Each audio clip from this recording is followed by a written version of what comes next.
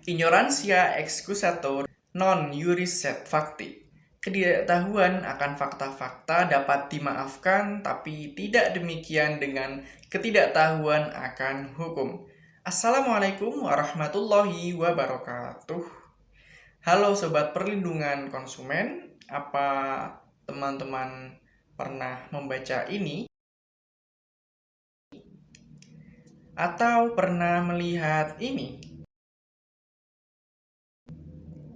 Dari tayangan pertama, tentu kita bisa langsung tahu apa kaitannya dengan perlindungan konsumen. Tapi dengan yang kedua, apa hubungannya dengan perlindungan konsumen ya?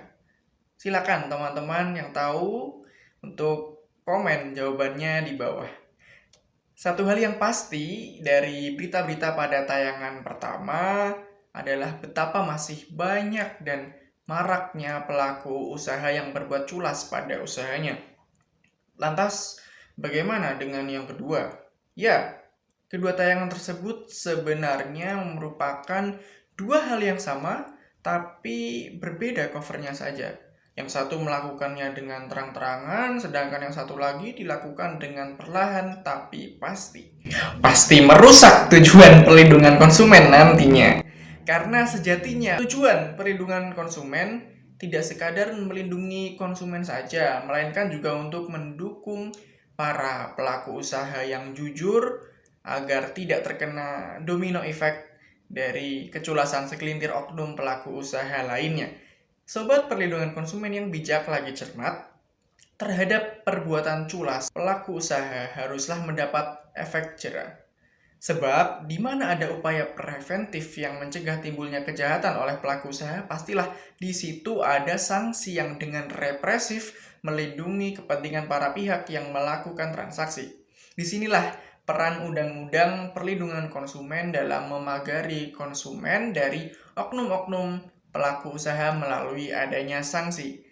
Dalam hal perlindungan konsumen dikenal beberapa macam sanksi, yang menurut Undang-Undang Nomor 8 Tahun 1999 tentang Perlindungan Konsumen, sebagaimana disebutkan dalam Pasal 60 Ayat 1 bahwa pelaku usaha dapat dijatuhi sanksi administratif jika memang terbukti melanggar Pasal 19 Ayat 2 dan Ayat 3, Pasal 20, Pasal 25, dan Pasal 26.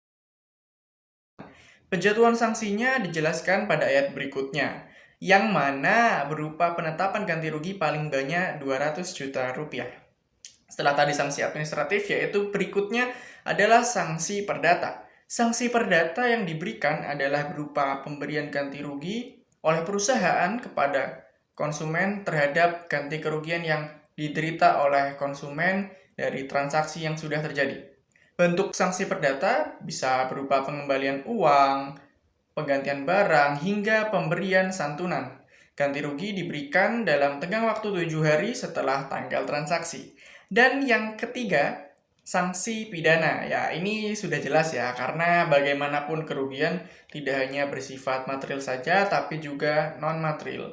Sebagaimana dijelaskan dalam pasal 61, kita bisa menuntut pelaku usaha yang lalai akan kewajibannya dan atau dengan sengaja meninggalkan tanggung jawabnya yang diperjelas di pasal 62 ayat 1 dan 2. Dijelaskan juga pada ayat 3 bahwa pelanggaran oleh pelaku usaha dalam produk barang atau jasanya yang dapat mengakibatkan luka berat, sakit berat, cacat, atau kematian, maka sanksi pidananya ditentukan oleh ketentuan pidana yang berlaku atau dalam hal ini adalah Kitab Undang-Undang Hukum Pidana.